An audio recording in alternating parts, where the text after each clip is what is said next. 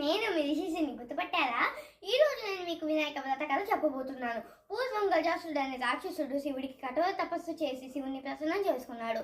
శివుడు ప్రత్యక్షమై ఏ వరం కావాలో కోరుకోమని అడిగితే నీవు నా గర్భంలో ఉండాలని కోరాడు. తదాస్తు అని శివుడు గజాసురుడి గర్భంలోకి చేరాడు. అది తెలియని పార్వతీదేవి బాధపడుతూ శివుడు ఎక్కడికి వెళ్ళాడో ఏం చేస్తున్నాడో అని బాధపడుతూ ఉంటుంది. విష్ణుమూర్తి ఆమెను ఓదార్చి నందిని గంగిరెద్దు రూపంలో, ఆయన ఒక గంగిరెద్దును ఆడించేవాడి రూపంలో దేవతలందరికీ ఒక్కొక్క వాయిద్యం ఇచ్చి గంగిరెద్దును ఆడిస్తూ వెళ్ళారు. ఆ గజాసుడి దగ్గర అందరూ కలిసి నందిని గంగిరెద్దు రూపంలో ఉంది కదా, దాన్ని ఆడిచ్చారు. గజాసుడు ప్రసన్నుడయ్యి మీకు ఏ వరం కావాలో కోరుకోండి అన్నాడు. అందరూ వారి రూపాల్లోకి వచ్చి నాకు నీ గర్భంలో ఉన్న శివుడు కావాలి అని కోరుతారు. తదాస్తు అని చెప్పి అంటే ఇంకా నంది కొమ్ముతో ఈయని పొడుస్తుంది. గజాసుడు మరణిస్తాడు. ఇంకా శివుడు కడుపులోంచి బయటకు వస్తాడు. ఆ విషయం తెలుసుకున్న పార్వతీదేవి సంతోషంగా స్నానానికి వెళ్తూ పసుపుతో ఒక బాలుని తయారు చేసి ఇంటికి కాపలాగా ఉంచుతుంది. ఆ బాలుడు అటు ఇటు తిరుగుతూ ఆకలేస్తే లడ్డూలు తింటూ కాలక్షేపం చేస్తున్నాడు. శివుడు ఇంకా ఇలా లోపలికి వస్తుంటే ఇంటి లోపలికి ఆగమని ఇలా చూపాడు. నన్ను ఆపుతావా దుష్ట బాలుడా అని చెప్పి శివుడికి కోపం వచ్చి త్రిశూలంతో తల నరికేసి కన్ను తెరిచి భస్మం చేశాడు.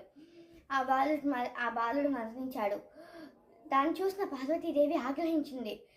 వచ్చి ఏడుస్తూ జరిగిందంతా చెబుతుంది. అప్పుడు శివుడు బాధగా నన్ను క్షమించి ఉమా అని చెప్పి దక్షిణం వైపు తలపెట్టి పడుకుని ఉన్న ఏదో ఒక ప్రాణి తలను తీసుకొని రమ్మని శివుడు నందికి ఆజ్ఞాపిస్తాడు. నంది అలా అడవిలో చూస్తూ ఉంటుంది. ఏ ప్రాణి దొరకదు. చివరికి గజాసుడు అట్లా శివుడు చెప్పినట్టే చూస్తున్నాడు. అందుకని గజాసుడు తల నరికేసి తీసుకెళ్తాడు. ఇంకా శివుడేమో ఇంకా వినాయకుడికి ఆ తల పెట్టేసి వినాయక నామకరణం చేస్తాడు. వినాయకుడు పెద్దవాడయ్యాడు. మూషికరాజు అనే ఒక ఎలుకల్ని పాలించే రాజు. ఆ రాజుకి ఒక భార్య. ఆ భార్య ఎంత చెబుతున్నా వినకుండా మూషికరాజు వినాయకుడితో యుద్ధానికి వెళ్ళాడు. వెళ్ళి ఊరికే ఉంటాడు, యుద్ధం చేస్తాడుగా. ఇంకా యుద్ధం చేస్తూ ఉంటారు. ఇద్దరు గట్టి యుద్ధం చేసుకుంటారు. కానీ మూషికరాజు భార్య ఉంది కదా, తను పార్వతీదేవి పెద్ద భక్తురాలు. పార్వతీదేవి చాలా పూజిస్తుంది పార్వతీదేవిని అమ్మాయి.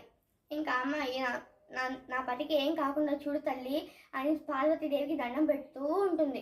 ఇంకా అలా పూజ చేస్తూనే ఉంటుంది. పార్వతీదేవి బాధగా నా భక్తురాలి సౌభాగ్యాన్ని నేను తీయను అని చెప్పేసి ఆలోచించి వినాయకుడు మూషికరాజు ఫైటింగ్ చేసుకుంటున్నారు, అదే యుద్ధం చేసుకుంటున్న చోటుకి వెళ్తుంది. వెళ్ళి వినాయకుడు దంతం ఇలా వెలగొట్టి ఇలా వేస్తున్నప్పుడు గాజు అడ్డు వేస్తుంది. ఎందుకమ్మా గాజు అడ్డు వేశామని వినాయకుడు అడగ్గా, నా భక్తురాలి సౌభాగ్యాన్ని నేను తీయను, అందుకనే నీకు అడ్డుపడ్డాను కుమారా అని చెబుతుంది. అది విన్న మూషికరాజు మంచివాడయ్యి తన భార్యని క్షమాపణలు అడిగి వినాయకుడి వాహనంగా మారిపోతాడు. అలా వినాయకుడికి మూషికరాజు వాహనం అయ్యాడు. వినాయకుడి పుట్టినరోజు నాడు దేవతలు, వాళ్ళ భార్యలు, పార్వతీదేవి, సరస్వతీదేవి, లక్ష్మీదేవి ఇలా చాలా మంది దేవతలు ఉంటారు కదా, వాళ్ళందరూ వినాయకుడికి ఇష్టమైన పదార్థాలన్నీ చేసుకొచ్చారు. వినాయకుడు పొట్ట బయలేటట్టు తిన్నాడు. ఇంకా నడవలేక ఇలా నడుస్తుంటే చంద్రుడు దాన్ని చూసి నవ్వాడు. దానికి వినాయకుడు పొట్ట పగిలింది. వినాయకుడు కోపంతో నువ్వు నా పొట్ట పగిలేటట్టు చేశావు, నీకు నేను ఒక శాపం విధిస్తున్నాను, నిన్ను చూసిన వాళ్ళందరూ అపనిందల పాలవుతారు అని శాపం పెట్టాడు. అప్పుడు దేవతలందరూ బాధగా వెళ్ళి వినాయకుడిని కోరారు. దయచేసి మీ శాపాన్ని ఉపసంహరించుకోండి ప్రభు. చంద్రుడిని చూడకుండా ఎవ్వరూ ఉండలేము, మానవులు, దేవతలు, ఎవ్వరూ ఉండలేము. ఎందుకంటే చంద్రుడు అంత అందంగా ఉంటాడు.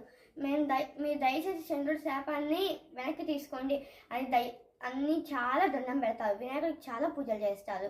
వినాయకుడు ఇలా అంటాడు, నేను నా శాపాన్ని పూర్తిగా తీసుకోలేను, నేను దాన్ని ఉపసంహరించుకోలేను, కానీ తగ్గించగలను అని చెప్పి చంద్రుడిని పిలిచి నిన్ను నా పుట్టినరోజు నాడు చూసిన వాళ్ళు అపనిందల పాలవుతారని చెప్పాడు.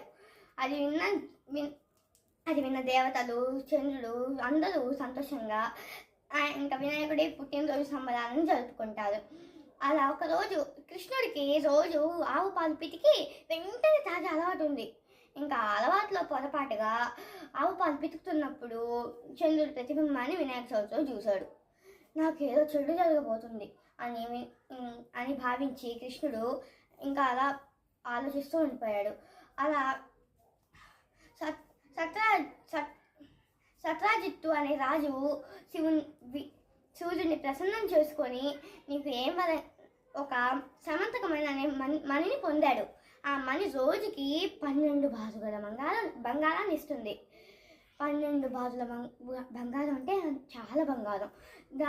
అది తెలిసిన కృష్ణుడు రాజ శ్రేయస్సు కోసం ఆ మణిని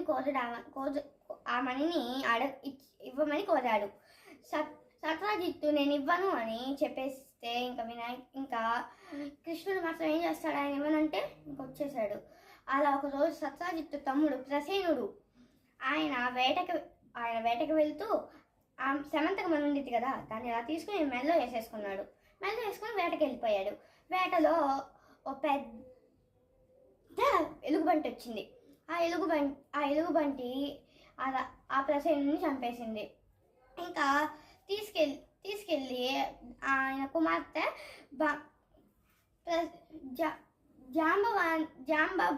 జాంబవంతుడు ఆ రాజు పేరు, ఎలుగుబంటుల రాజు. ఆ జాంబవంతుడు పోయి ఆయన కూతురికి ఇచ్చాడు.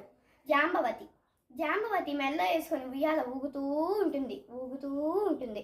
ఇంకా సత్రాజిత్తుకి అనుమానం వస్తుంది, సమంతకమని పోతే కృష్ణుడు నన్ను అడిగాడు కదా, కృష్ణుడే తీసుకుంటాడు, కృష్ణుడిని అడుగుదామని కృష్ణుడిని అడిగాడు. నాకు తెలీదు, నేను అసలు తీయలేదు, నువ్వు ఇవ్వనంటే ఇంకా నాకు అది వద్దులే అని వెళ్ళిపోయాను అని కృష్ణుడు ఎంత చెప్పినా వెళ్ళలేదు సత్రాజిత్తు. ఇంకా అందుకని ఆ నిందను తొలగించుకోవడం కోసం అడవికి వెళ్ళాడు. అడవిలో ప్రసేనుడి శవాన్ని చూశాడు. ప్రసేనుడి శవాన్ని చూసి అటు పక్కనే ఉన్న ఎలుగుబంటి కాలు ముద్దలు చూశాడు. ఆ పాద ముద్దలను అనుసరిస్తూ వెళ్తే ఎలుగుబంట్ల రాజు ఉన్నాడుగా జాంబవంతుడు, ఆ జాంబవంతుడి కూతురు జాంబవతి ఉయ్యాలలో ఊగుతూ ఆ సమంతకమణి మెడలో చూశాడు. ఉయ్యాలలో ఊగుతున్న జాంబవతిని చూశాడు. ఆమె మెడలో ఆ సమంతకమణి ఉంది.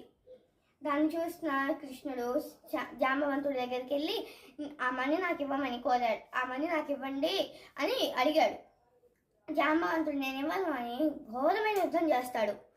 ఆ యుద్ధం జరుగుతున్నప్పుడు కొన్నాళ్ళకి అలా గుర్తొస్తుంది, ఆ జాంబవంతుడు గత జన్మలో రాముణ్ణి నాకు నీతో యుద్ధం చేయాలనుంది ప్రభు అని అడుగుతాడు. నేను ఖచ్చితంగా ఏదో ఒక రూపంలో నీతో యుద్ధం చేస్తానని రాముడు మాటిస్తాడు.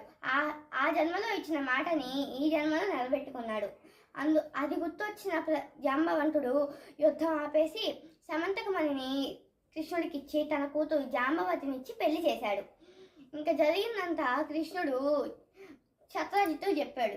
సత్రాజిత్తు నేను పొరపడ్డాను, నన్ను క్షమించు అని చెప్పి ఆయన కూతురు సత్యభామనిచ్చి పెళ్లి చేశాడు.